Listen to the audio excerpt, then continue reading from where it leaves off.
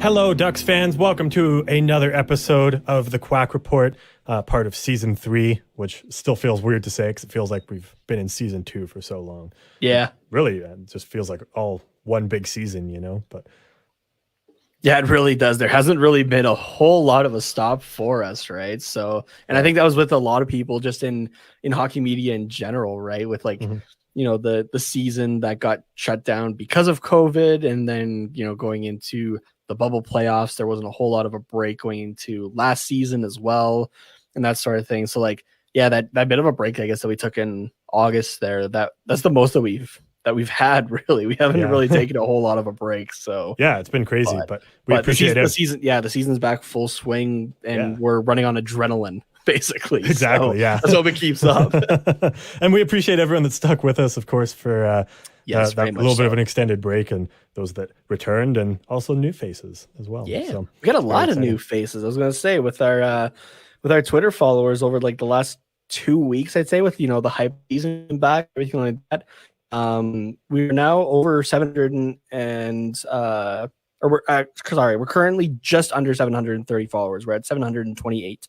Nice. So I know I said this was a while ago now. What were the two types of Mountain Dew that I have to I mix don't even remember. One of them was the Baja Blast. I think it was Baja Blast and the watermelon one, I think? Yes. Or was it just the regular one? No, I think it was the watermelon one. Okay, yeah. So I will do that for our next, I guess it would be the live episode on Wednesday. Okay. So I will be sure to to get those, and tune in to see me try, probably a good combination of different pops for that. But I have no idea as well, actually, if say I'm assuming the Baja Blast is down in the States as well. Remember we're in Canada here, because it's a Taco Bell, kind of exclusive, I think. I think the Canadian aspect of that, though, is that we get the bottles of it. I think in the States it might just be at Taco Bell, but and I have no idea if they have the watermelon or that kind of thing. But the States definitely gets a lot more variety than up here in Canada, for sure. So, and for the most part, everything we get up here, they have down there at the same time, and if not, they have it first, right? So yeah, exactly. Except for be ketchup and all dressed chips. Yeah, exactly. I think I've seen ketchup chips there before. They're down there now, I think. But not for a long time. But not all dressed or that. So, there's definitely say some fast food places that are in the States that I'd love to have up here. Like In-N-Out's really good the couple of times I've had that or whatever. But there's one got to go down to Anaheim. Yeah, exactly. There's one burger place that I remember specifically. I just can't remember the name off the top of my head. Though. But it is like a build your own burger kind of place. Okay. I guess the closest thing that we would have had up here is Harvey's, but that's a little bit more fast food. These were still good burgers. You sat in the restaurant and everything like that and had them. I think is it Fuddruckers? I think that's what it's called. Those were really good. Regina, actually. Is there? Yeah. Okay. Okay. Maybe it is like that though. It's like quality. It's kind of like a diner, I would say. Yeah, there you go. It's like a maker. That's something that we don't really have here. I don't think there's one in the province of Alberta that we are, but I think there used to be one in Calgary. Yeah. So my parents loved Fuddruckers, so that's why I kind of know a little bit about it. But the only one that I know of that's still around in Canada is in Regina. Yeah. Saskatchewan, for those that don't know. Yeah. Jack in the Box is also really good in the States, I found. So, but I definitely enjoyed that. So, yeah. I also really want to try White Castle, just exclusively because of the Harold and Kumar movie. But okay, now I've had a bad experience with White Castle burgers, and it wasn't even from the actual restaurant or anything like that. So, at the I think it was at the time the Max, but the Circle K convenience stores that we have up here. They had frozen White Castle burgers. Oh, yeah. And our buddy Adam, so he played intramural hockey and that kind of stuff, and he didn't really have space in his residence for his hockey gear, and he left his gear in his car, right? And if you've ever been in a locker room before or ever played any sports with a lot of gear, that shit smells, right? So there was always that smell in his car, obviously, because the gear is in there, but it didn't bother me too much, but it was noticeable at least. Yeah.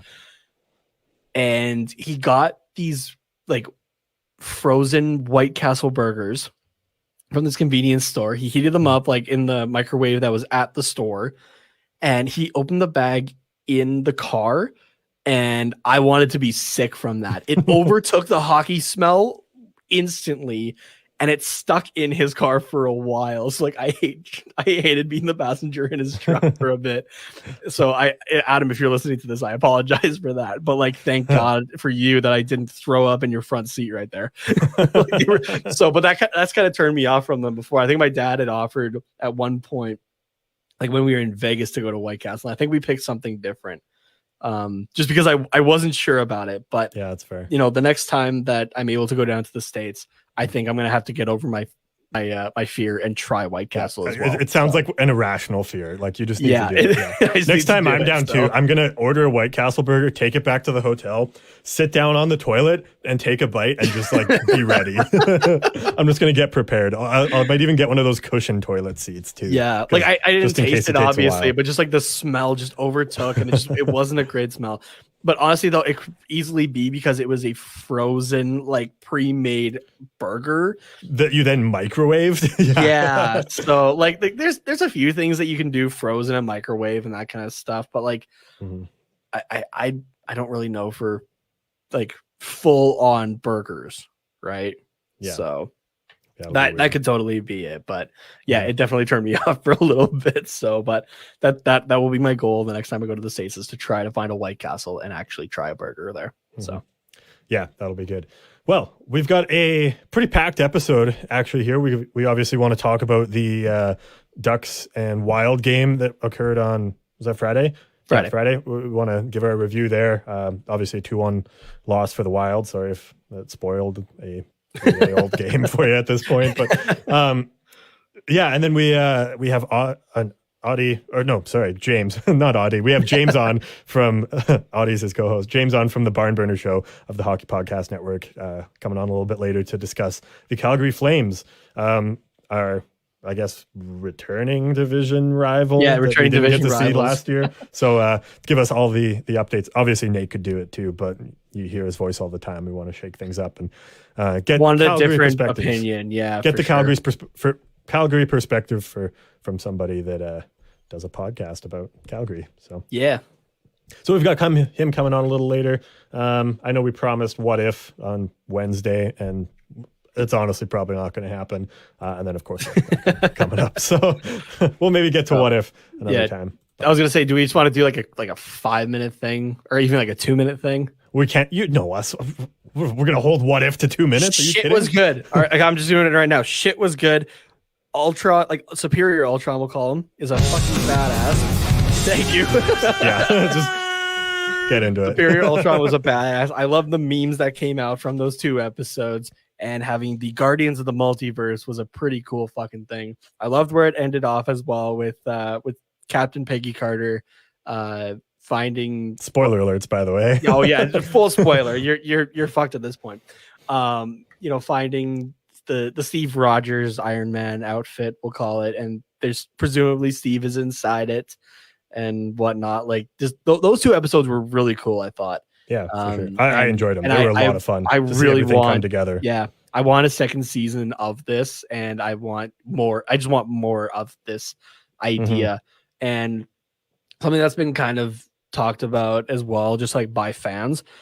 I would love to see the What If idea extend to Star Wars. I think that would be so fucking cool to have that. There was one that I came across that was like, we can get a crossover. Oh my God, could you imagine? Yeah. But it was like, like there was like a Star Wars What If idea that was, Anakin still becomes Darth Vader, but Obi-Wan and Ahsoka join him, essentially, like kind of follow his path as well. Obi-Wan becomes a Grand Moff in the Empire, and Ahsoka becomes the head of the Inquisitors and trains them and stuff like that, like still being Anakin's apprentice and stuff like that. Like just that idea, I'm just like, okay, like this is the shit that I want. I love this like different universe type stuff. So but yeah, so if you haven't checked out episodes 8 and 9, I guess, of What If, Marvel's What If, I'm sorry for spoiling that for you, but you should have watched it by now. But it was fucking awesome. So Carter, you can give I think we got another minute on the clock here. Go for it. Sure. Yeah, no, I mean, I just gotta echo everything that you said, really. Like, I was glad that they brought everything together. I thought that was very cool. We even got, I guess, kind of a sneak peek at the Lost episode that's probably going to be in season 2, I guess, with Gamora and Tony. So that'll be who looks like he was on Sakaar. I love that idea as well. So yes, but I want that would be interesting for sure. See, but like now, like just having seen that idea, I want that episode because I want to know how he got there, right? In that, I think we'll definitely get it. Yeah, I don't, because it was supposed to be a 10-episode season, right? And that was supposed to be one of and it got cut back just because of COVID, and like as much as they were trying to do it remote, it sounded like there was just difficulties with it or whatever. So that one for whatever reason, yeah. So I mean, we got a little bit, which was kind of cool, but yeah, I thought it was nice to kind of also. It kind of completed all of the cliffhangers where I was like, oh, I hope they revisit this in season 2 and revisit that in season 2, like the Doctor Strange episode, right? Yeah. But I feel like we kind of got closure on all of those. Like they could still extend them into season 2 if they wanted. Yeah. But there wasn't those cliffhanger endings, right? So it's I definitely feel like this is not going to be the end for, as you called him on the last time we talked about it, Doctor Strange. Yeah. I feel like he might be a character that shows up in Multiverse of Madness. So, absolutely. Yeah, that'd be cool. He has an official name as well. If you turn it on with the closed captions, it's something long. It's like Mysterious Doctor Strange or something like that. Okay. Or no, misguided. That's the word they use. Misguided Doctor Strange. Oh yeah, that makes sense. So, but because he's not evil, he's just misguided. So yeah, fair enough. All right, there's your 5-minute what if. Yeah. I told you we could do it. Yeah, I guess I just had to, tell you that you couldn't so that now we could. And now we're going to get into Ducks talk. Oh, but now we can't do it. If you tell me I can do it, I'm not going to do it. If you tell me I can't do it, I'm going to do it. Yeah. All right. As I already said, Wild 2, Ducks 1 in this loss. It was a tie game for most of it. It looked like we were going to get a point out of overtime at least. But Foligno had different ideas. Marcus Foligno of the Wild. Yeah, it wasn't even good Foligno. What the fuck? Yeah. It was like knockoff Foligno. Walmart brand Foligno. Oh man, I hope Isha doesn't listen because whenever we talk about the Wild, I feel like we just shit on them and he's like, guys. We do. We really can't talk considering where we ended up in the playoffs last year. Yeah, no, not making them. Yeah, not even close. Yeah, yeah, in typical Ducks fashion, we got let down with 8 seconds left. I mean, there's a lot of good things to take away from that game. It's just unfortunate that we didn't get the point out of that one. So yeah, and it wasn't even like a massive mistake that you're really directing at one guy or something like that. That's like you could have. Like you royally fucked this up. It was just, it happened. Yeah. So I'm, as much as it was a loss and you're disappointed by the aspect of it being a loss, I'm not disappointed in this game really. And we got a few different points to talk about as to why exactly. But I think the headline reason for this was Anthony Stolarz. Oh, absolutely. Who I feel bad in this case for having to say I told you so, but I told you that we might have an LBI on Gibson. I saw that and I was like, fuck, I don't want to be right about this. I'm still not entirely convinced that wasn't just John Gibson in Stolarz's gear. Like, I think it might have been. I don't remember seeing a close-up shot of him on the feed at all. So it could have been Gibson still, and he just wanted to be like, nah, let's give Stolarz a game. You want to give Stolarz more games? I'll be Stolarz and give him more games. Yeah. But to be realistic about this as well, this is not the first time we've seen a performance like this from Anthony Stolarz, right? We saw it last year, and I was praising him as much as I did Gibson, right? Like, Stolarz is a goalie that makes me feel confident in giving John Gibson less games. Right. And that's not in a bad way by any means. Right. Because we've seen what John Gibson can do when he is able to rest.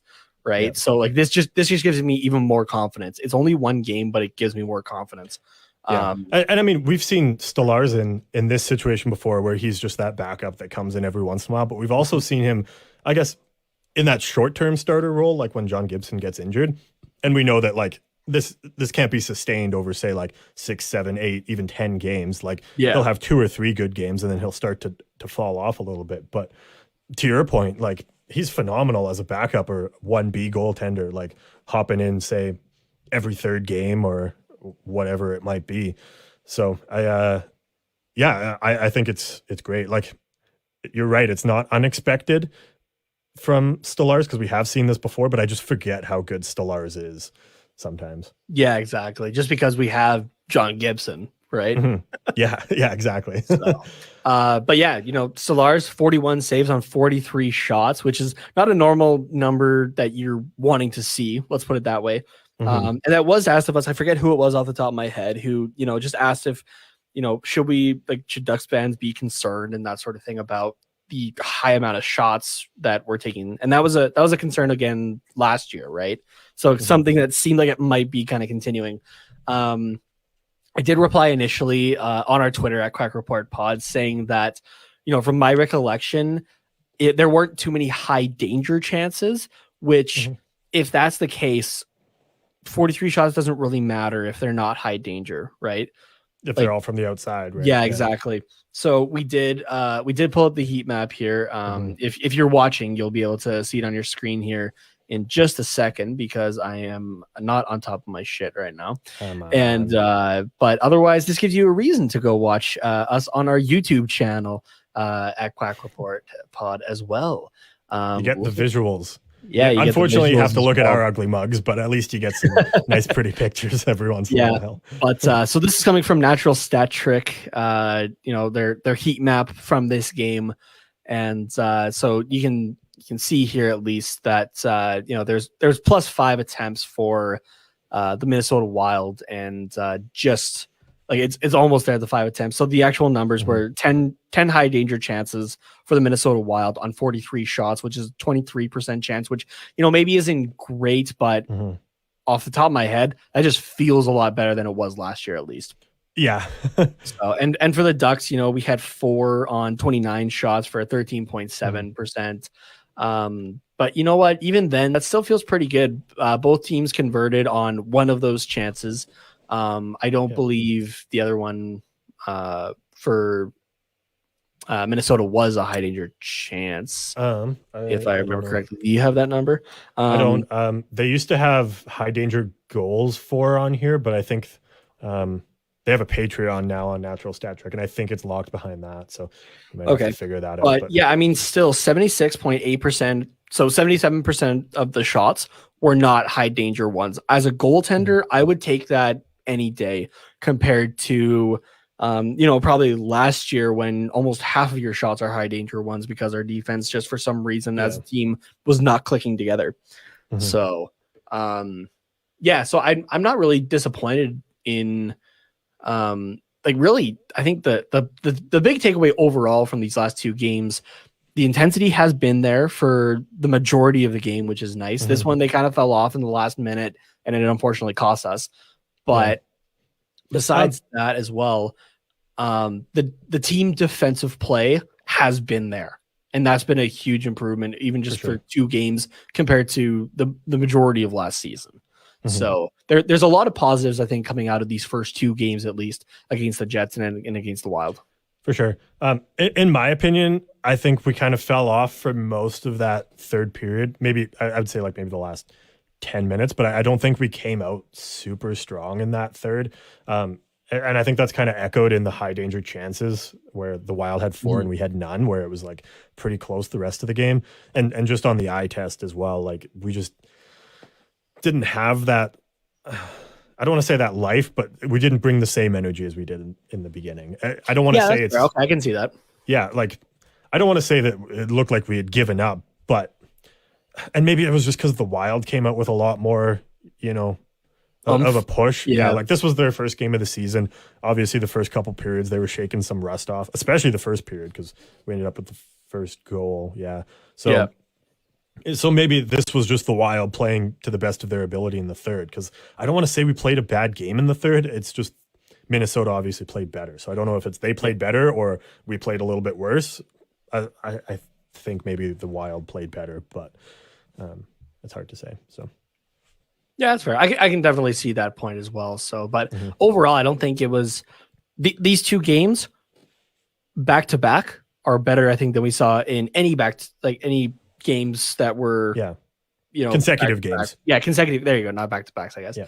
The consecutive games last season. Oh, absolutely.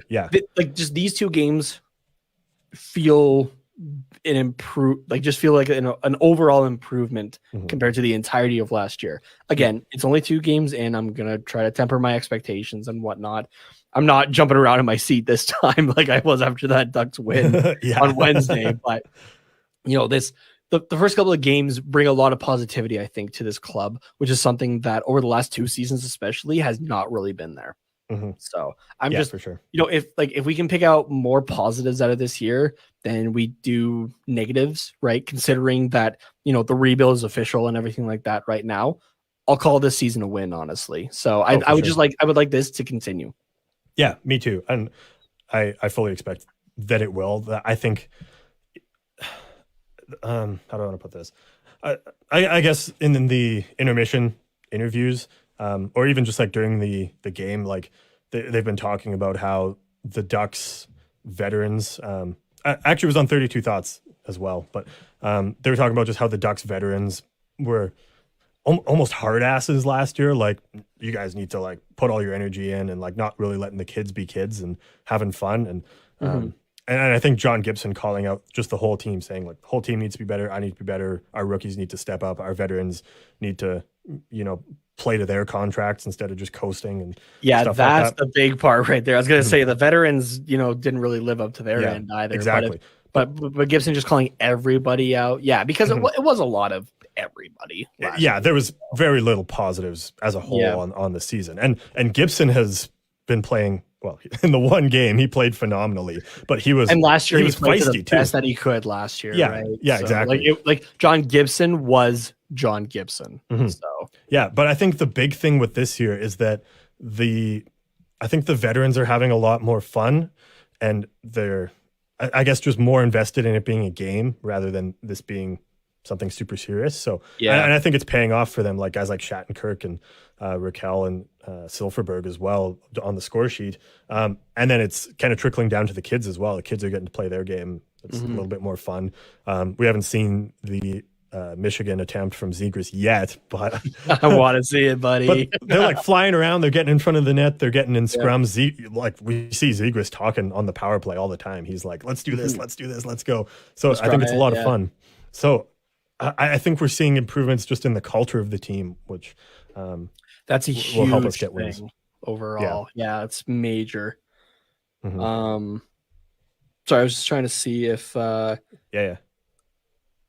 Oh, McTavish did play in that game. Yeah, okay. Yep. Did we see a little bit more from Zegras? I know we talked about that last time. Did he have more time on ice? Because we're on the power play quite a bit more. So I don't believe so, if I remember correctly. Okay. Sorry, I don't want to open that can of worms for you. Okay, a little bit more, I guess. He was 14:37 of ice time compared to. Let me bring up the game before against Winnipeg. Wasn't that about what he played in Winnipeg? No, he played less in Winnipeg. 13:22 in Winnipeg. Okay, so against Winnipeg. Sorry. Yeah.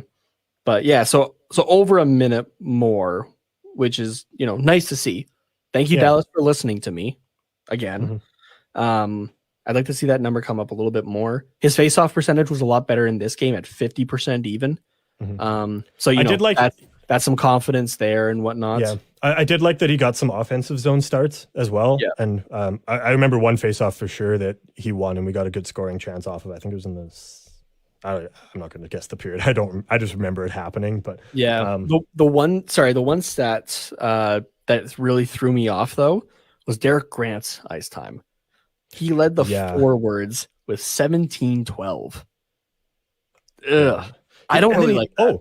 And he got waived. Why? And he has cleared waivers. So, which is good because I'm always concerned about that. But that's not my favorite that we waived him. I am glad that we waived Patterson though. I am not a fan of Greg Patterson. No, but Grant he can bring something to this team, I think, but it should not be in that large of a chunk of ice time. No. There's other players that are. Yeah. Why is a fourth liner playing 17 minutes? Like, yeah, I don't get that. Does he? I feel like he kills penalties. So, I mean, we weren't on the power play too much more than we were on. Or sorry, we weren't on the penalty kill too much more than we were on the power play. I don't think, but no, we had 5 penalties.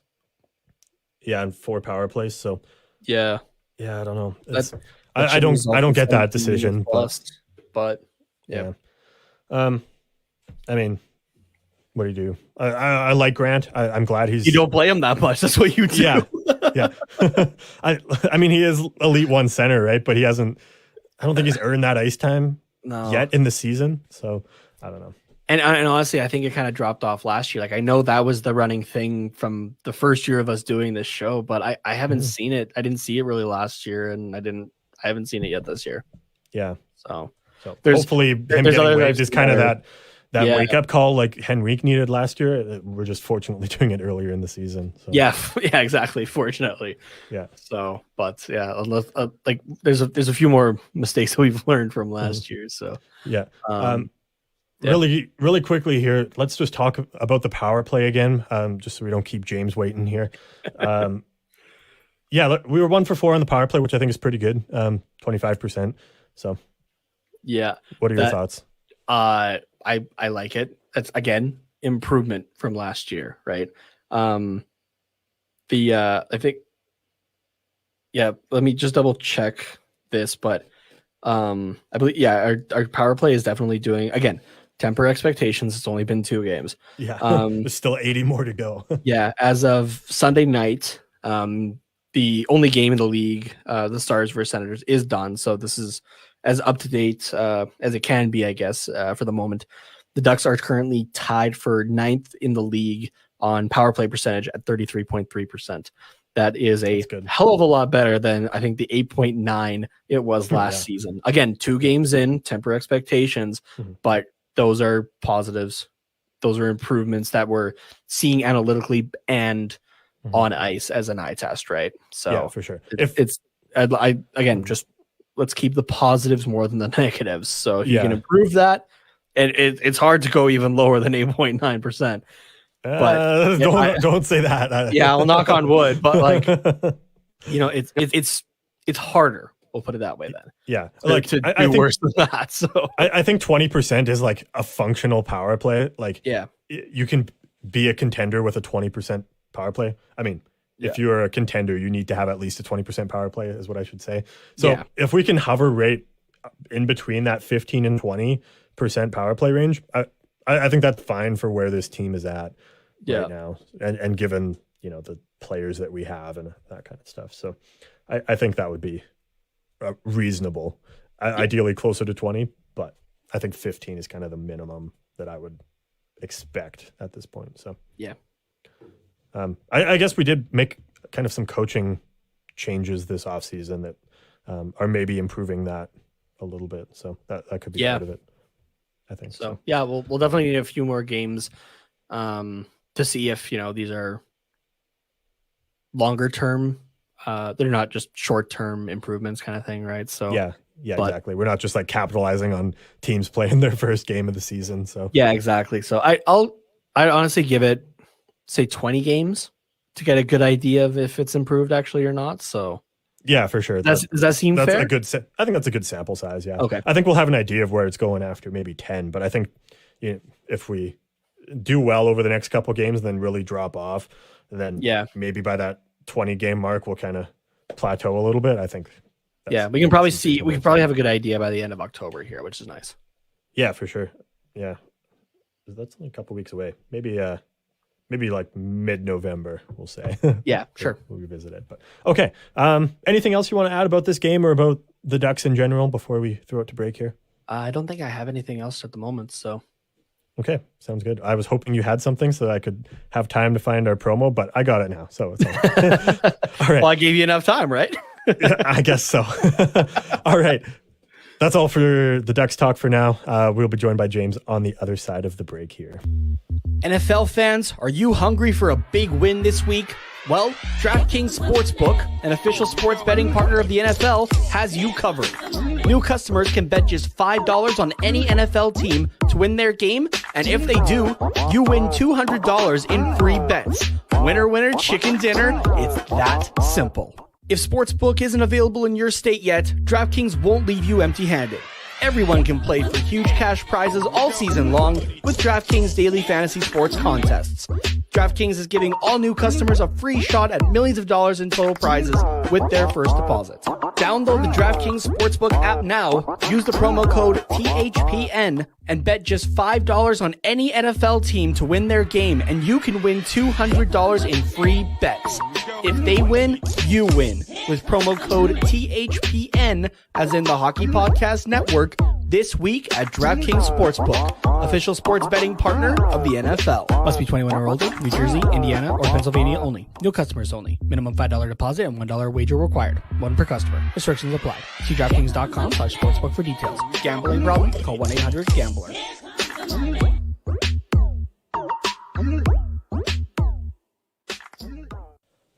All right. Welcome back, everybody. We are joined now by James from the Barnburner Hockey Podcast. Welcome, James. Thank you for taking time to join us here and, to talk about the upcoming game here. Yeah, thanks for having me on, guys. I've watched your stuff on Twitter for a while now, and we're brothers now at the Hockey Podcast Network. So yeah, thanks for having me on, and I'm excited to chat some Ducks, chat some Flames, and yeah. Might even get into a little bit of the BOA on Saturday too if we have time. But we'll save that till the end. There you go. I was gonna say James and I have known each other for a little while there, just through Flames Twitter and whatnot, and we've been fortunate to be able to meet a couple of times during the preseason games for Calgary this year. So we did. Yeah, James and I go way back. Yeah, I mean not far back as Carter and I, but we still go away. So yeah. So yeah, you kind of brought it up already that you guys just recently joined the Hockey Podcast Network. You guys being your co-host Audie, who unfortunately wasn't able to make it today, but you're here, so we'll consider you the good half of the Barnburner show. I'll take that. I'll clip that. We'll send that to Audie right away. Never met the guy, but just because you're here, you're my favorite now. I'm gonna get so much hate in the chat now because of you, Carter. Jeez, man. That's what we're here to do: start controversy. And yeah. But yeah, you mentioned you just joined the network here, the Hockey Podcast Network, and just wondering how you guys got into podcasting and how you happened to become part of THPN.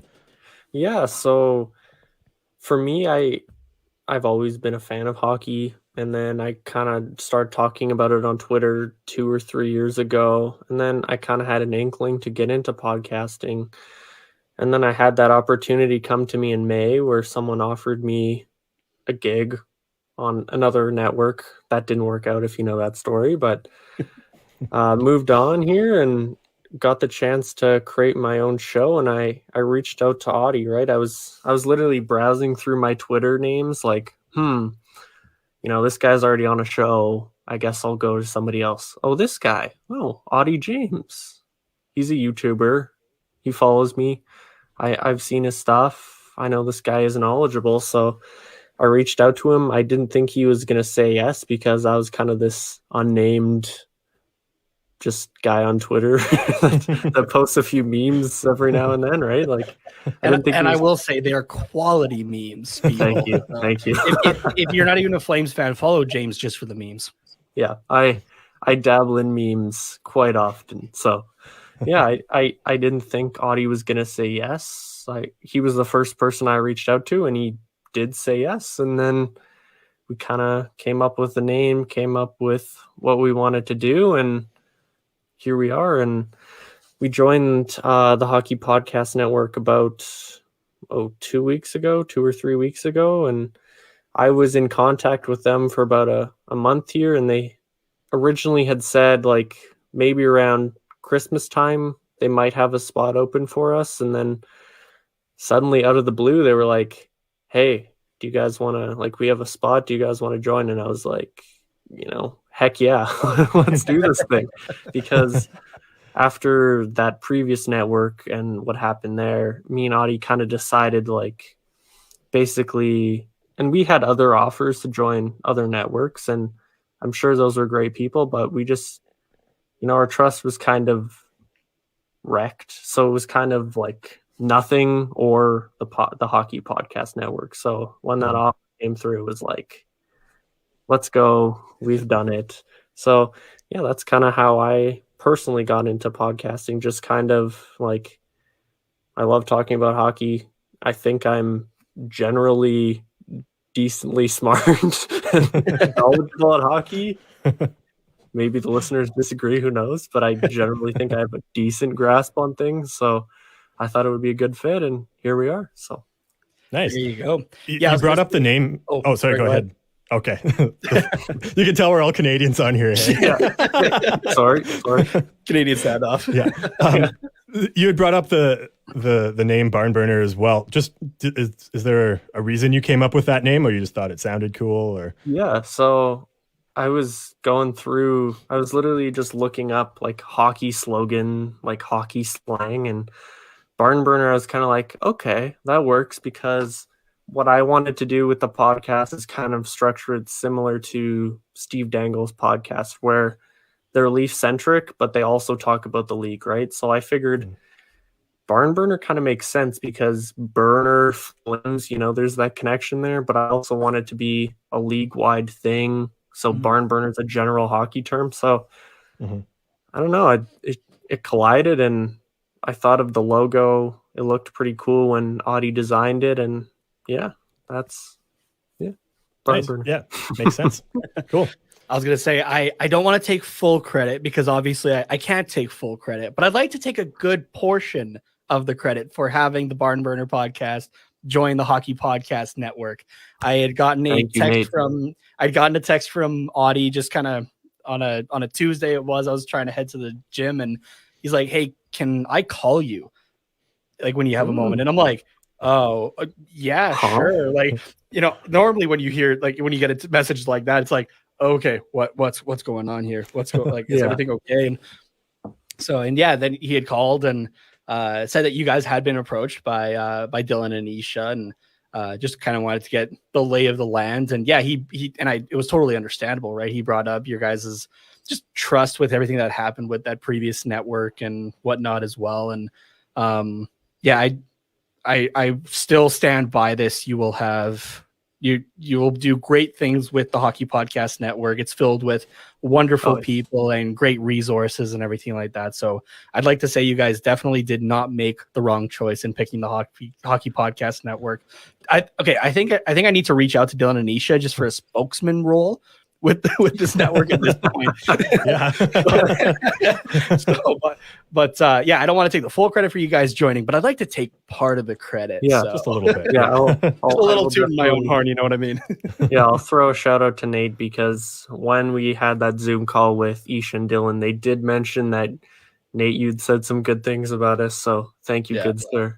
You're very welcome. Yeah, it's the perfect it's the perfect partnership, I think, honestly. So you guys bring just another element of something good, I think, to the Hockey Podcast Network. So again, if none of our listeners are Flames fans, I still suggest listening to the Barnburner podcast, because like us, they do, like James has said as well, they do dive in like around the rest of the NHL and that, and it's another take on things. So yeah, definitely go check them out. So, and they've had some great guests on as well. You guys have had like Flames defenseman Yusuf Alamaki, Haley, I hope I'm saying her name right, Salvian from The Athletic, who's a beat reporter for the Flames. You guys have had Gene Principe on. Carter, I know you would be interested in that interview. Oh yes, I did see that. Yeah. And you guys have had some great guests on, and you're only done episode 13. Like it's honestly impressive, the resume you guys have built up already. It's a little crazy, to be honest. Like, as I was saying, like, I didn't expect Audie to say yes, and then like the guy has a couple like connections. The guy is chatting with Gene Principe, and all of a sudden he's going on. I'm like, what? This is episode 6. Like,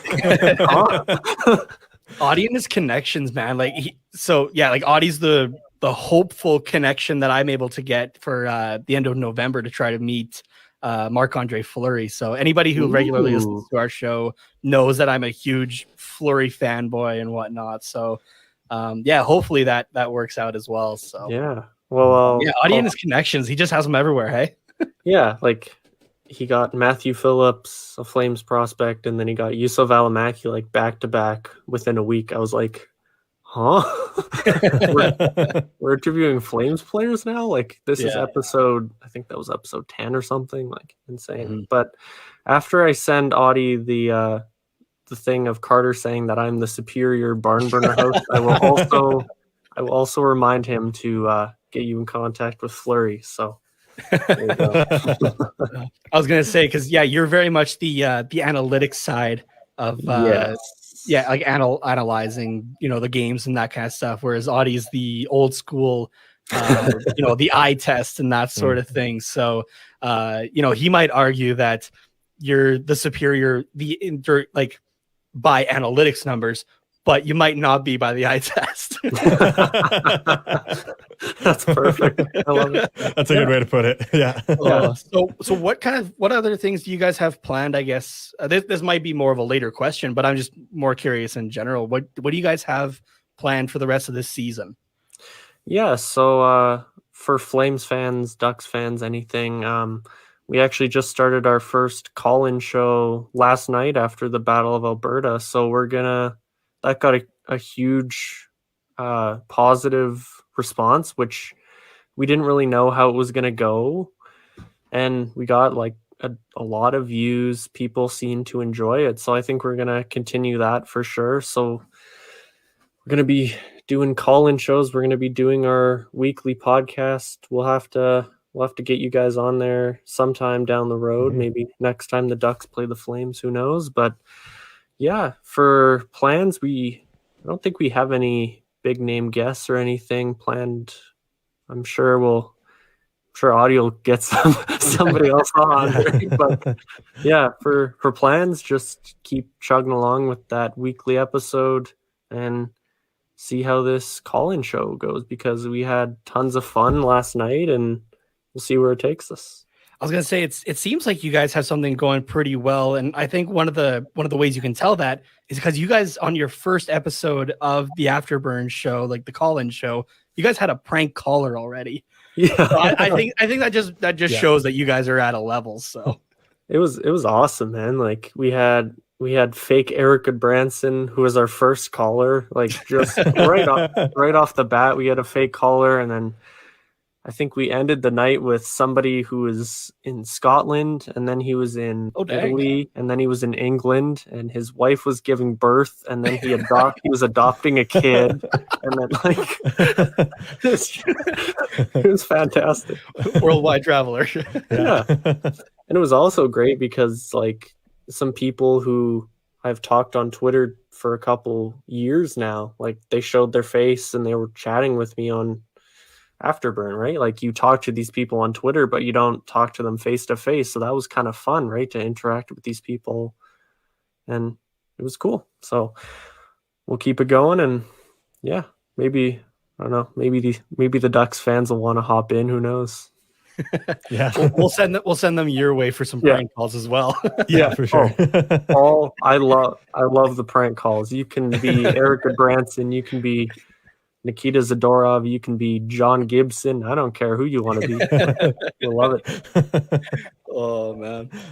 All right. Well, I guess we have some legitimate questions here to talk about the Calgary Flames because, it's been 2 seasons actually since the Anaheim Ducks have played the Flames because of the division realignments last year due to COVID and everything like that.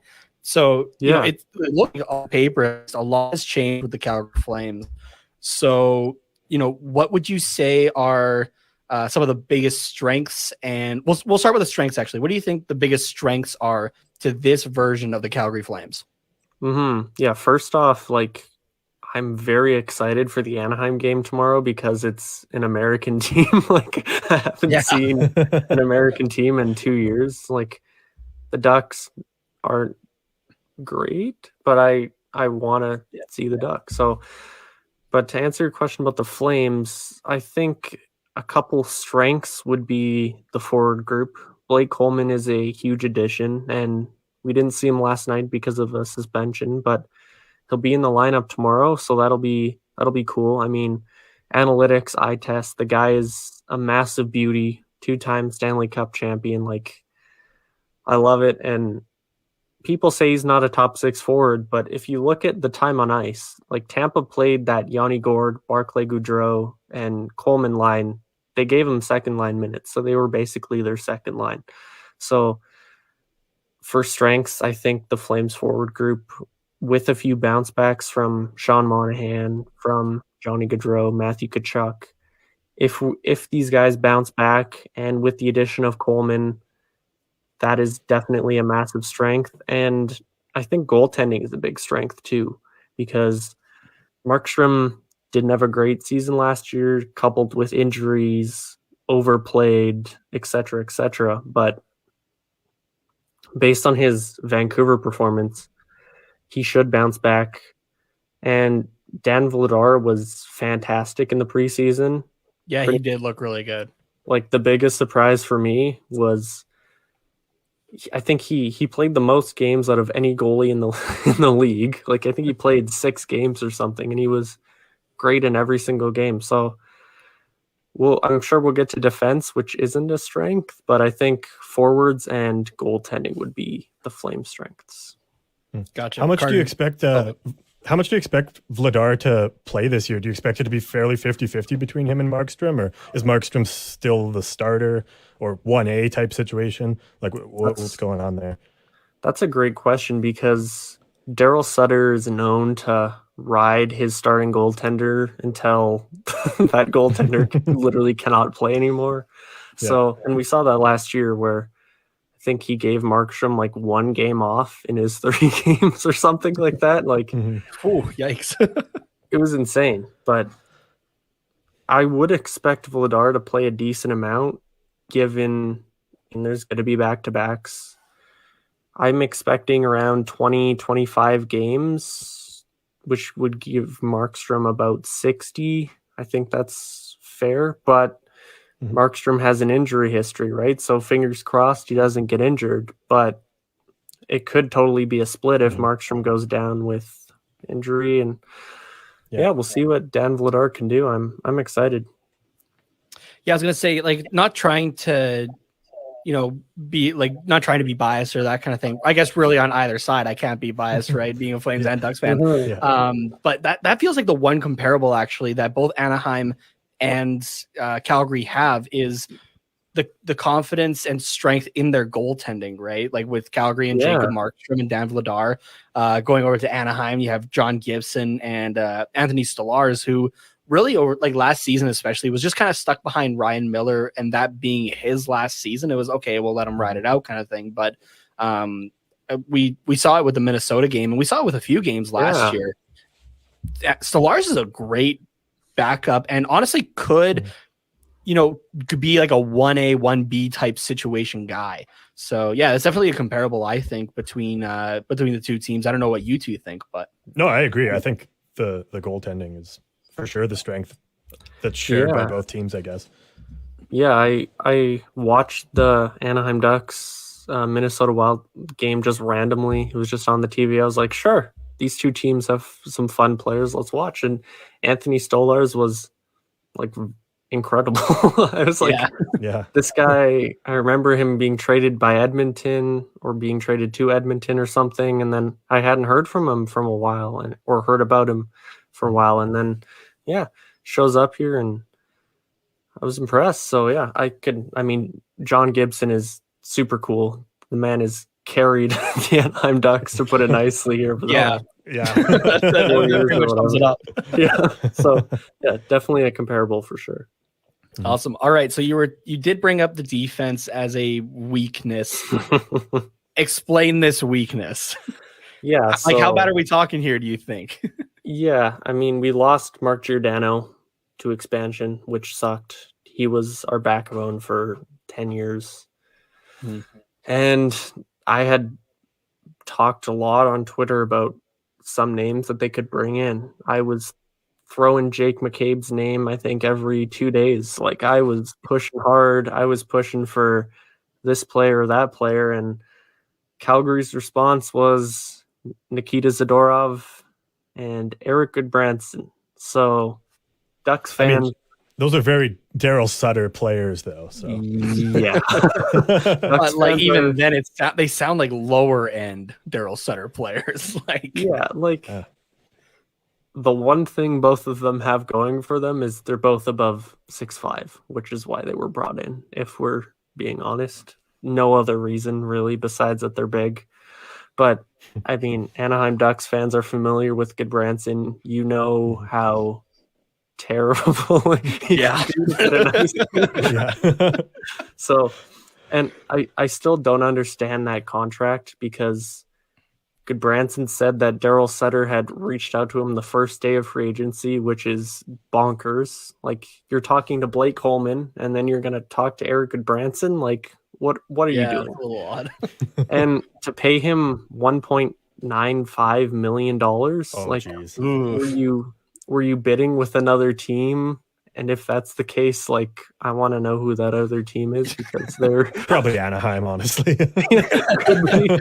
I was gonna say that other team is just purposely bidding to up the price on Calgary. Yeah, it's like, let's play a joke on him. You got Goodbranson now for $2 million. Have fun. Just keep pushing it up. Yeah, it could be like. Is that more than 1 year, or is it just a 1 year deal? Luckily it's just a 1 year deal. So not too bad then. Fingers crossed he's gone next year, but we'll see. I don't want to be too hard on him because he did lead the Flames in expected goals last night, which was crazy. And I think that's the first time he's probably ever led a team in expected goals. So like, shout outs to Eric for having one good game. We'll see how the rest of the season goes. 81 more to go, right? Yeah. Besides being 6'5" or bigger even, and just like a big mean body, one thing I do remember from his time in Anaheim was he did have like a wicked like one-timer from the point, like that you would not want to get in the way of. So he is going to put shots on net. Whether it hits the net or it has a chance of going in is a different thing, but he'll try. Yeah, if undoubtedly he gets to the offensive zone, which takes him a while because he's a slow skater, he did have one shot last night where I was like, wow, the guy's kind of got a cannon. Like, I was surprised. It was kind of similar to Michael Stone in that sense. So I don't know. I wasn't impressed with Goodbranson. Like, there were still some defensive miscues. Trying to get the puck out of his own zone was not enjoyable to watch. So no, they have to stop letting him do breakout passes. It's horrible. Yeah, it was not good. Not good at all. But yeah, I mean, moving on to Zidorov, who had an awful performance last night, which, like I said on the Afterburn call-in show, he did play, like, I think 85% of his minutes against McDavid and Draisaitl, which is not fun for anyone. That just doesn't sound like the right pairings. No, like, you have Chris Tanev up there against him, and he was one, if not the best defensive player in the entire league last year, which is great. But then you put him with Nikita Zidorov, who cross-checks a player once a game and makes 3 defensive mishaps, and that's pretty much Nikita Zidorov from what I've seen so far. So I don't understand. Like, and they gave him almost $4 million. Like, but that was a trade with Chicago, right? So I guess that's carried over cap, but and they gave up a pick for him too, which is even worse. Yeah, but yeah, like I did say defense is a weakness because I think the loss of Mark Giordano and then bringing in 2 not very good defensemen doesn't help. But if you get a bounce back from Rasmus Andersson, who has been good with Noah Hannafin, if you get the same Chris Tanev, if Juuso Välimäki takes a step, it could be like a net even defense. But right now, after that game against Edmonton, I'm very concerned about defense, to put it nicely. Now, one more. There's only one game into the season, right? So things can always change around, shake some rest off. But I hope it doesn't happen. But I know for you guys, you're hoping that it's just the first game Blues. So one name that's been going around the Flame social media and that quite a bit that maybe people outside of Calgary don't really know of is Oliver Shillington. What can you tell us about him? Oh man, after last season, based on his performance, I thought the guy was done. I thought he was AHL. He passed through waivers, which I was a little surprised about. I thought someone might take a shot on him, but he passed through waivers. I figured he was done, and then he trained hard this offseason. I believe he was the second fittest player in camp, and then he completely blew the socks off of everybody. I've been very impressed with him, but Daryl Sutter apparently was not, because he played him for 3 minutes last night, which was the lowest in the entire league by 6 minutes. Oh, wow. Crazy. You start 11 forwards and 7 defensemen, but you play 11 forwards, 6 defensemen, and then you play Oliver Shillington for 3 minutes is basically how it went, which I don't understand. You're purposely putting your team a man down. Try him at forward if you're not going to play him. He was phenomenal in preseason with Chris Tanev. So I don't understand. Based on his preseason performance, and Nate, you were there in person too. He was phenomenal. Yeah, he definitely looked good. Yeah, I'm rooting for him, because even last night in his 3 minutes, he wasn't on the ice for a chance against. It was phenomenal. And his ability to get the puck from his own zone and take it up to the offensive zone and create a scoring chance is something the Flames are missing on their defense. But Daryl Sutter prefers his 6'5" mutants who are slow as... Can I swear? Yeah, you can swear. We fucking do it all the time. Okay, good. If they're mutants that are slow as shit and don't do anything. And yeah, I'm getting off the rails here, but Oliver Shillington, for Ducks fans who don't know, very, very underrated story. Very cool guy. If you follow him on Instagram, he did, I can't remember where he went exactly, but he went to somewhere in Africa and was with Johnny Oduya, who played with the Blackhawks, I believe, but just helped a bunch of kids, gave them hockey gear, let them try it out, growing the game in a country that has probably never tried hockey before, right? It was super cool. So I'm rooting for him, and I guess Ducks fans won't be rooting for him tomorrow night, because you'll probably want to see Eric Goodbranson in the lineup instead. But yeah, preferably. So long story short, should Shillington get waived again, the Anaheim Ducks should pick him up, right? I would, if I was a team looking at a 20, I think he's 23 years old, I would take a shot on him. He's a former second round pick, right?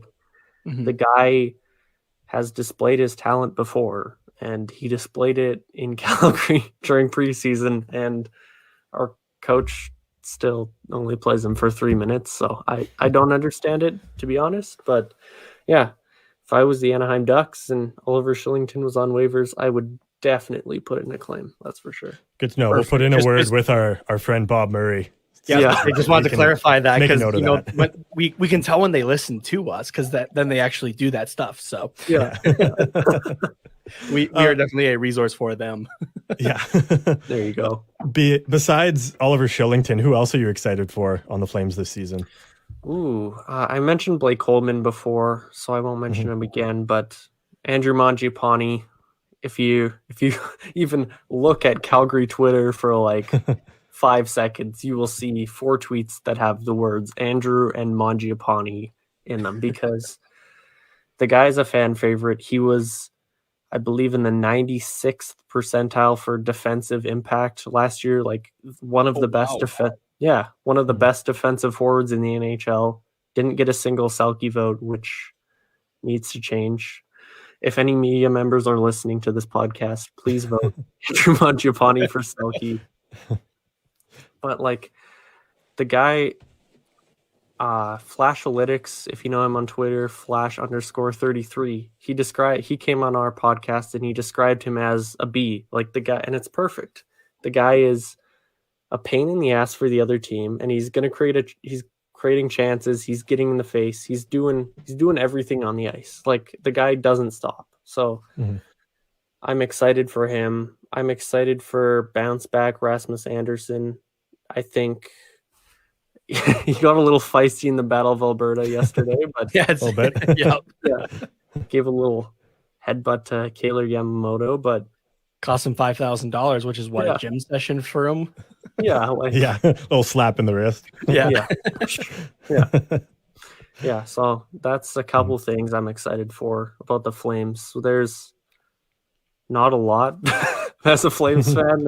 I have to temper my expectations, right? Because we understand. Exactly, right? Like every year I go into it and I say, oh boy, maybe the Flames will get past the first round this year, and then they don't make the playoffs. So can't lose in the first round if you don't make the playoffs, right? Exactly.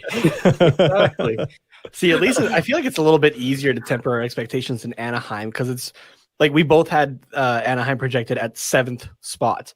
Carter had the Kraken finishing 8th, and I got the San Jose Sharks finishing 8th. I don't really see that team doing a whole heck of a lot, because there's such an amalgamation there, really, of good players that are kind of exiting their prime. There's a couple that are in their prime that will keep them afloat for sure.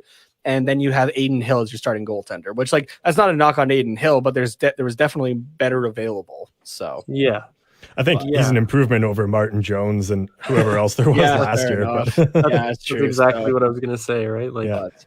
He's better than Martin Jones, but is he a starting goaltender in the league?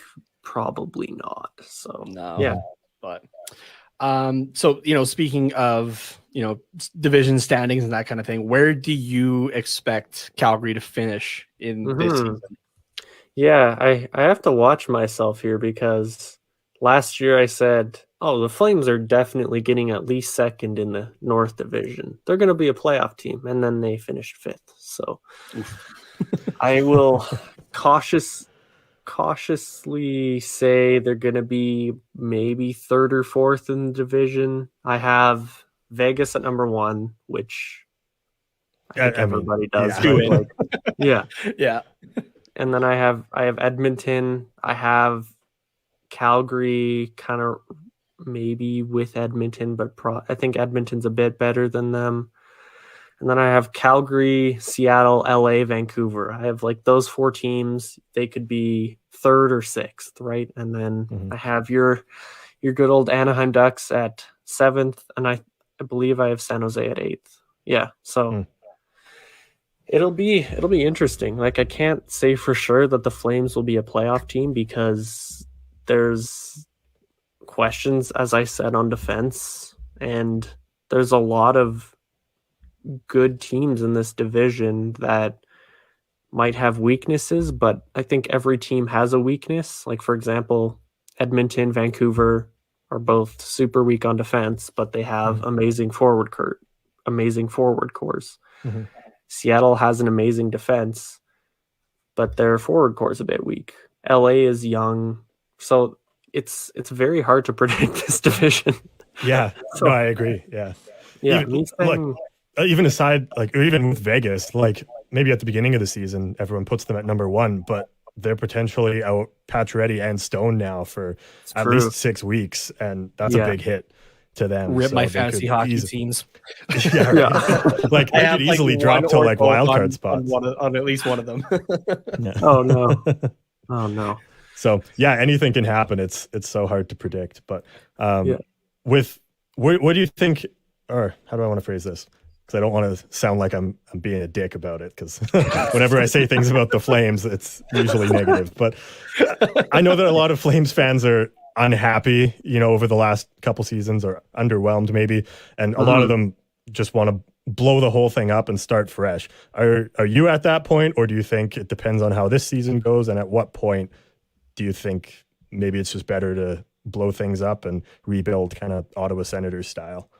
Yeah, you're 100% fair to be trashing the Flames anytime because, like, let's be frank, this team has been a joke for the last 15 years. They're the new Minnesota Wild, right? They're there. They're usually 15th in the league. They might make the playoffs. They might not, but they're not going to be bottom 5 and they're not going to be top 5. So I was in the mindset that a couple of years ago, after they lost in the first round to Colorado in 2019, I said, you know what? That's it. This team has never done a proper rebuild. Let's blow it up. And then the Flames decided not to do that. And the biggest problem I have with this team is they never go all in and they never rebuild. They're just stuck. So I would love for this team to go all in on Jack Eichel or for them to blow it up. You need to have some direction with this team because pick a lane, right? Yeah. I'm tired of the mediocrity. Like, I've been a fan of this team for 15 years and all I've seen is perpetual mediocrity. It's kind of the trending thing on Flames Twitter, right? Like, the memes are constant because we're there, right? Like, we might be a threat, we might make the playoffs, or we might miss. It's just like, no one expects them to get past the second round. No one expects them to be a bottom 5 team. We don't have any direction. So to answer your question, if they blew it up, I would be very happy because you're doing similar to what Anaheim did, where you're getting these fantastic young players. Like, I have tuned into 2 Anaheim Ducks games this season because I wanted to watch Trevor Zegras, Jamie Drysdale, Maxime Comtois, right? Like, these are fun players to watch. And Calgary, we have those fun players, but they're not at that level of like elite, game-breaking players. So that was a long-winded answer. No, that's good though. Yeah. There was one thing that you just mentioned in there that I kind of forgot about for a quick second. By the sounds of like a few different reports from credible sources, it sounds potentially like we are neck and neck with each other for Jack Eichel out of Buffalo. Which is wild to me that both of these teams are apparently the ones who are the front runners. So especially, like with Anaheim only finishing 1 spot ahead of them in the standings last year, and knowing, Brad Treliving up in Calgary, and I mean, out of the two, this is just me not trying to be again. I guess I can't really be biased for either side. If it is only those 2 teams, I expect Anaheim to do it actually because Brad Treliving does not pull the trigger on any big name. What was it? The Win column, I think, had posted an article the other day just talking about in the last 5 years or 6 years, I think, all the second place finishes that Calgary finished with big name players such as Marc-Andre Fleury, Mark Stone. I think Pierre-Luc Dubois was in there as well. Even Artemi Panarin, basically. And it was just like, are you kidding me? So it goes Artemi Panarin, Ben Bishop. Who else is in there? Taylor Hall, Mark Stone, Pierre-Luc Dubois. Like, all these players. Just ridiculous. Calgary's always interested, but they always finish second. Nazem Kadri too. That deal was almost done, and then he was like, "Yeah, I'm not going to Calgary." Which is fair. I'll go to Colorado instead and play with Nathan McKinnon. You know what? Don't blame him for that, though. Honestly, that's fair. But it's surprising that these are well, who knows? But these kind of seem like the final 2 teams, and for Calgary, like I said, if they want to go all in, Jack Eichel would be phenomenal because we have not had a number 1 center since Joe Nieuwendyk. And that's a while ago. If you're a young person and you say, who is Joe Nieuwendyk? Exactly. Exactly.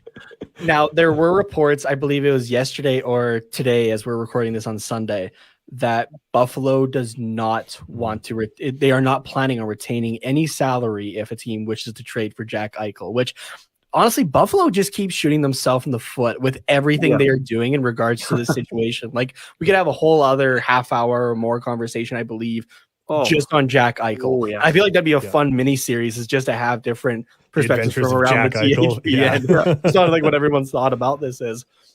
Yeah. But what do you think if the Flames were to make a trade for him? What do you think that package entails? Because everybody makes, what they think it could be. What would be the ideal package that would benefit, I guess, both sides? Because it's normally you try to push for a fair trade or for what each team needs. What do you see as a package for Jack Eichel plus, I guess, kind of depending on what it is? Yeah, so I crunched the numbers here a couple days ago because I want Jack Eichel to be traded. I want him to be free of Buffalo. I think that's just around the NHL at this point. Yeah. Like, I really don't care where he goes. He could go to any team. As long as it's not the Oilers or the Canucks. Yep. Sure. I'll agree with that one. Yeah. So my package, it's a bit complicated, right? Like, Anaheim has the cap space that they can just acquire him right now, throw him on LTIR, boom. Calgary, we have $300,000 in cap space. Thanks for signing Goodbranson, by the way. Yeah. So our cap situation is difficult, right? You have to move out $10 million in salary to bring Jack Eichel in and then throw him on LTIR, right? So you're going to be losing $10 million off your roster right now, and then is Jack Eichel going to be healthy in 3 months? So you're barren for 3 months, but it's still a trade I would do. And I actually had a 3-way trade because I traded away I traded away Sean Monahan to another team because he has a no trade clause, and I was like, I doubt he wants to go to Buffalo. Let's be frank, right? Like, he doesn't want to go there. So I had him going to Boston, and then I had Boston sending them some pieces back, and then I had Calgary sending those pieces to Buffalo along with Matthew Coronado, Connor Zary, first-round pick and a second-round pick, I believe. And those would be for this season? Yes. I'm just trying to remember. I think I did Monahan for Jake DeBrusk and a defensive prospect or something, and then I sent those Buffalo's way. Oh yeah, I included Nikita Zidorov to make the cap work too, and also because I don't like him. That's fair. So I was like, you know what? In my hypothetical world, Nikita Zidorov is gone, and it is wonderful. So it's going to be tough on Calgary. Like, making a 3-way trade where all the cap worked was difficult. Mm-hmm.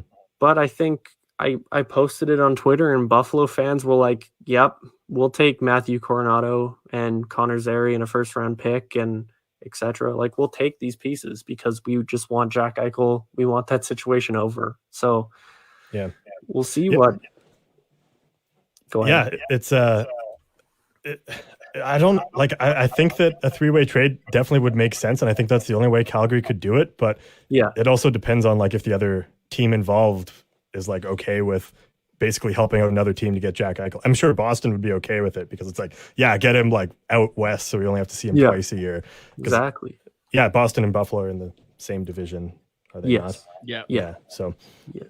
I guess maybe that would be one benefit of helping another team out. But and you get Sean Monahan in my hypothetical deal, who they lost David Krejci. They need a second line center, right? And they don't like Jake DeBrusk. So my kind of thinking was, I'll solve 2 problems in one. I'll get Jack Eichel out of Buffalo. I'll give Boston a second line center, and I'll give Calgary Jack Eichel. Like, bingo, bango, bongo. The more you describe this, the more it makes sense. And I'm like, yeah, he's not coming to Anaheim. There's no way we're getting Eichel now. But see, for me, like, giving up Matthew Coronado, Connor Zary, a first-round pick, like, Calgary doesn't have a deep prospect pipeline, whereas Anaheim, you have, like, Maxime Comtois, to me, makes a lot of sense as someone that would go back to Buffalo, because I doubt you're going to trade Drysdale or Zegras. And no, they've been it's pretty much been said that they're off the table. So yeah, so Anaheim, like, props to them. Their drafting over the past 3 years has been solid. They have a good prospect pool. So in terms of prospects and like just the ability to have 10 million in cap space right now, Anaheim makes sense. But Calgary is closer to contending, so they might want Eichel more. So we'll see. I mean, I would love Jack Eichel to be a Calgary Flame, because if he goes to Anaheim, no offense to Anaheim fans, but you had Ryan Kessler, you had Kevin Bieksa, you had Corey Perry. I hated you for years, and I finally kind of like you. Like, you have good players that I want to watch. And if you trade for Jack Eichel, I will be very sad. And yeah, there'll be no coming back from that. No, yeah, no. I was gonna say the Flames won't win at Honda Center for another. What was the streak? I think like 6 or 7 years, something ridiculous like that. It was insane. Like, it was a long time, longer than it should have been. It was stupidly long. Yeah, 100%. Last question here for you, James. Well, potentially last question. Depends how long it takes for us to let you actually answer, I guess. But just to tie everything together here, what do you think the Ducks need to do to potentially beat Calgary, or at least make it close? Yeah, that's a great question. And if you saw the Battle of Alberta yesterday, if you know Daryl Sutter teams, the Calgary Flames are going to be a pain in the ass to play against. You're not going to enjoy it. Max Jones and Nick Delorier are going to be busy tomorrow night. Like, there's going to be maybe a fight or two. There's going to be fisticuffs after every whistle. It's not going to be a fun game, but in order to beat Calgary, I mean, really all you have to do is wait for the Flames to play Zidorov and Goodbranson and go, okay, Zegras on the ice, score. See, now I feel like that's easier said than done, because Trevor Zegras has not been played. Honestly, Trevor Zegras is kind of like it's our version of Oliver Shillington. He's not played as much as he should be.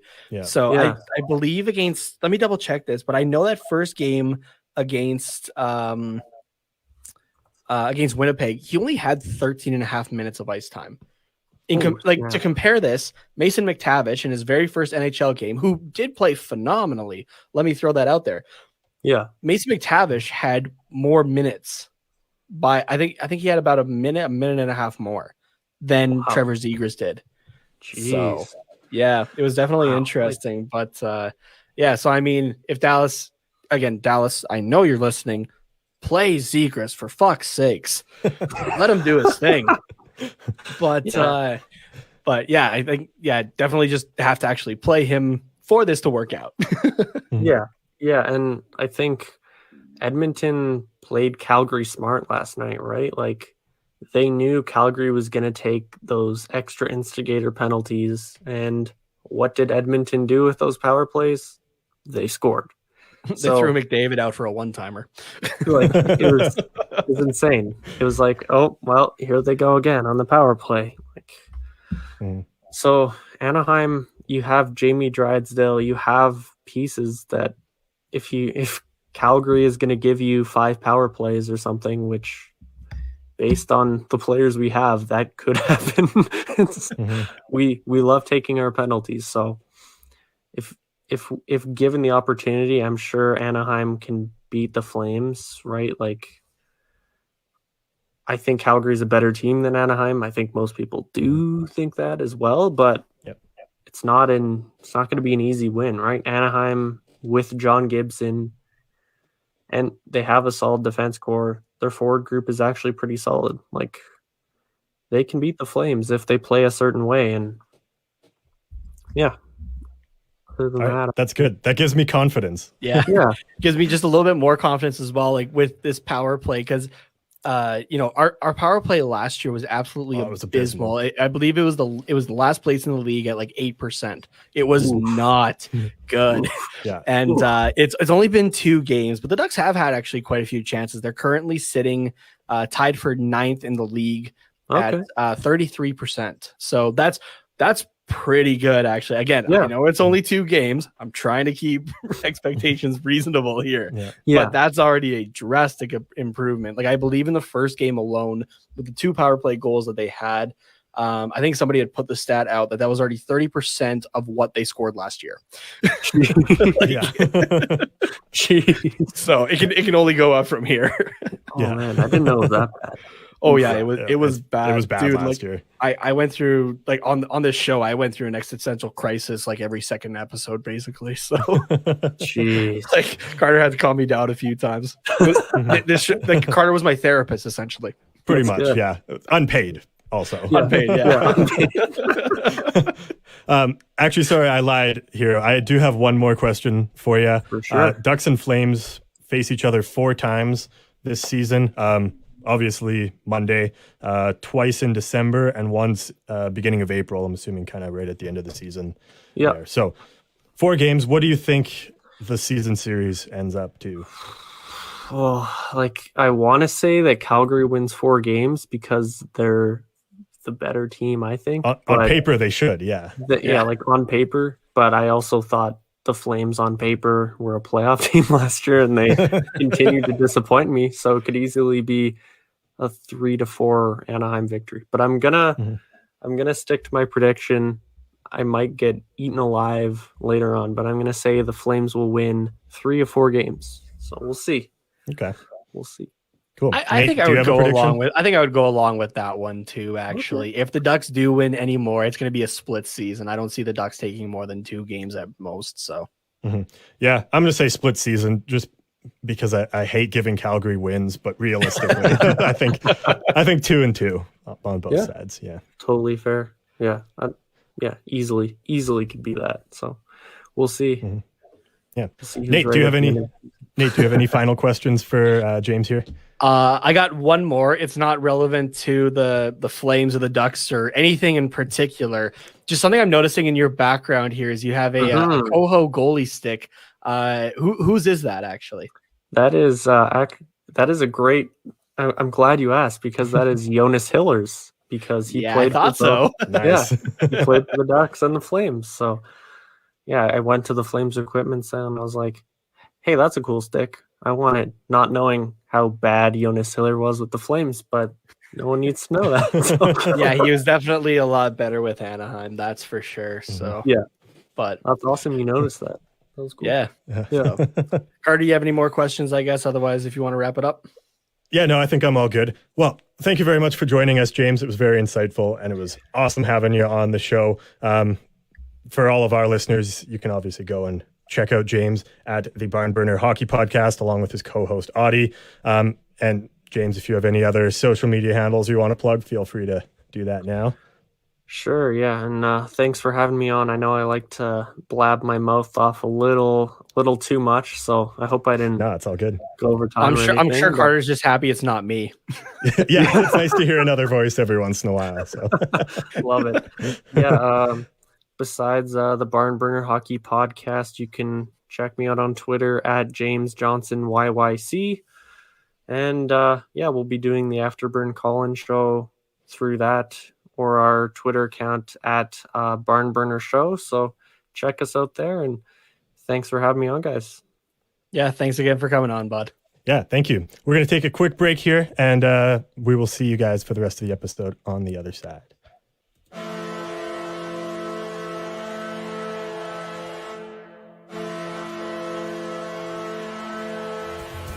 Woo! What is up, Devils fans? It's your boy, Neil Villapiano. Make sure you check out the Devils State of Mind podcast here on the Hockey Podcast Network. From Taylor Ham or Pork Roll to how much we hate the Rangers, we got you covered. New episodes every Monday, wherever you listen to podcasts or on the Hockey Podcast Network website. And always remember to rock on. Woo! Quick thing here with Neil. He's actually been doing quite a few watch-alongs on the THPN YouTube channel and doing a fantastic job at them as well. So he did one for like the Seattle home opener. He's mostly doing New Jersey games, but he's also getting in on it with some other teams. I think they did a Stars game all over the weekend. Yeah, I think you're right. Yeah. Or maybe just the guy from the Ryan from the Stars podcast joined him. I don't know what it was, but I think Ryan joined him. They were watching. Oh, I can't remember what game it was. Yeah, I don't New Jersey or Dallas wasn't a part of it though. Actually, I do remember that now.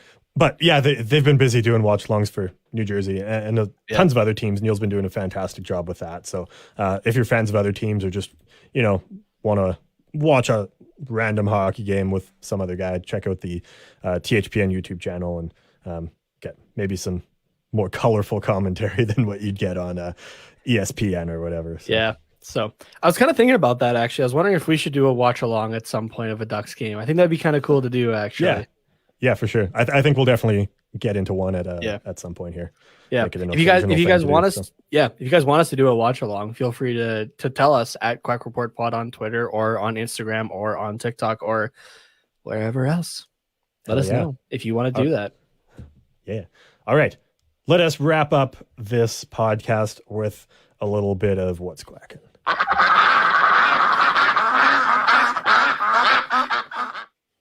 All right, so we had a Twitter question come in from @KevinMac1213. He was asking, what do you feel is the ceiling for Mason McTavish, both this season and beyond? Ooh, that's a good question. Great use of that. Thanks. I've been trying to use my keyboard more, so I thought I'd put some more accessible things on here. I have a bunch of keys for when we lose games, but I didn't want to use it this time because it was actually like a good loss. There's the one specific one that you told me about that I wanted you to use today, but I kind of forgot to mention it as well. Oh yeah. So it's the Call of Duty one. So. Oh yeah. Okay. So I just because I want to hear it because I love this. Honestly, I love the sound of it. Just hold on a second. So I'm gonna tell the score and then you're gonna press it. All right. Okay. So unfortunately, the Anaheim Ducks lost this game to the Minnesota Wild 2-1. Mission failed. We'll get them next time. Thank you for that. Yeah. We'll cut that into the beginning of the episode. Yeah. But all right. So what do you think is the ceiling for? Let's start with this season. For this season for Mason McTavish, I think. Oh man, it's hard to tell after 2 games, and his second game was pretty quiet. So I'm really just kind of going off the first one. I think his ceiling is that he stays with the club for the whole year, with the big club, or at least most of it. 20, 25 points, maybe. Like, I think he's just going to get a lot of experience, but he's also probably going to make mistakes. He's going to get some looks on the power play. Teams are going to, bully him a little bit because he's the small 18-year-old. So he's going to have a tough time, but I think it'll be good experience for him. So that's what I don't even want to say it's what I expect, because if he does absolutely nothing for the next 7 games and gets sent down, that's fine too. I'd rather him get sent somewhere else to develop further, right? But yeah, if he does, I guess we're talking ceiling here. Then I think that's the most he'll do. So okay, and just to fill in everybody as well who doesn't know, if McTavish is sent down, he won't be going to San Diego.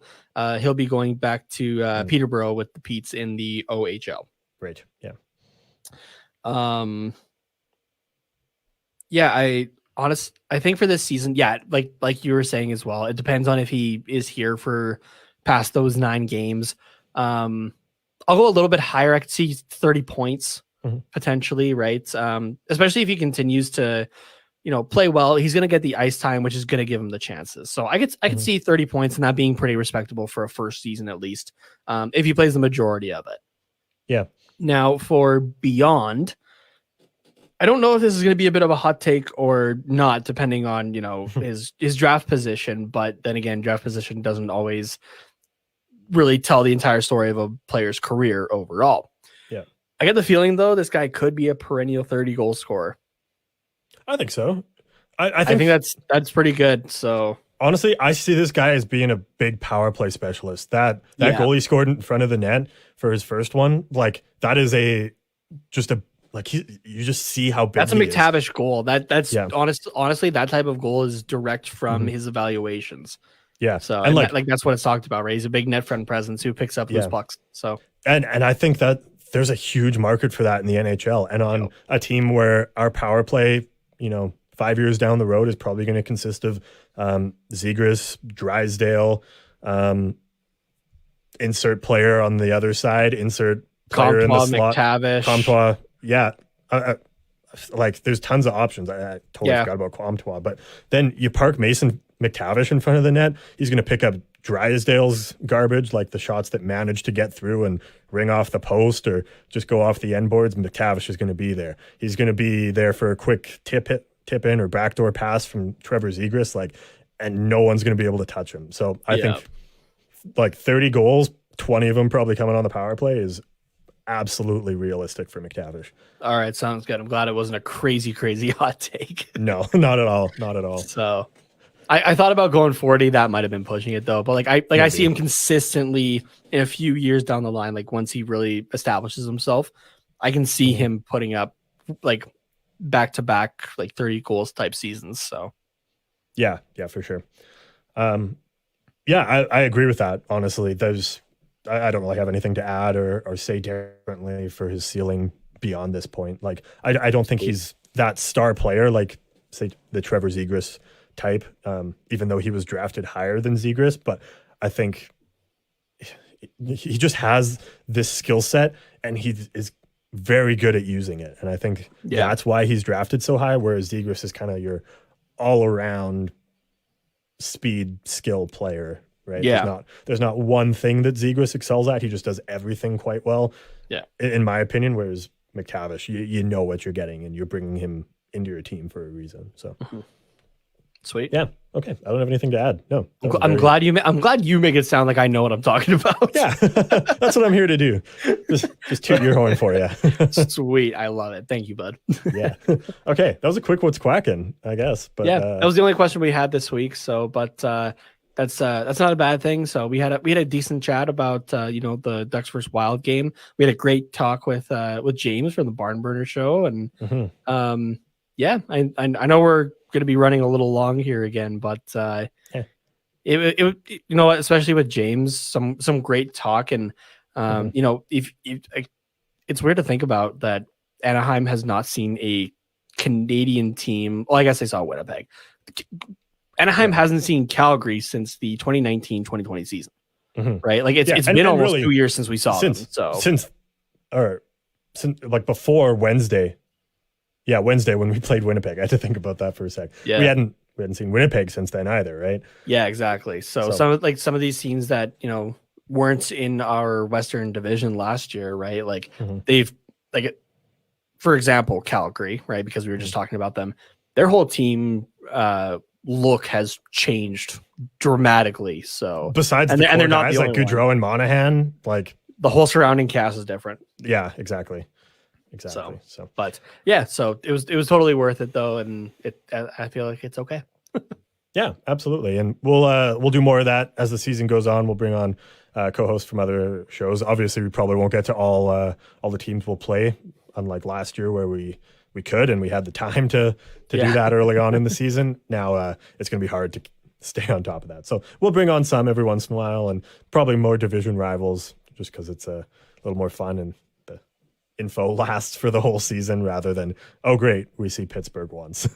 Exactly. So though I would like to get Nick and Nick on here if we're talking about Pittsburgh. I think that'd be pretty fun. So Pittsburgh was a poor example. Those are fun guys. Yeah. So. Honestly, I think it'd be fun to as much as the division rivals are who we're going to see more of. I like to talk with those guys in the East because we don't see them too often.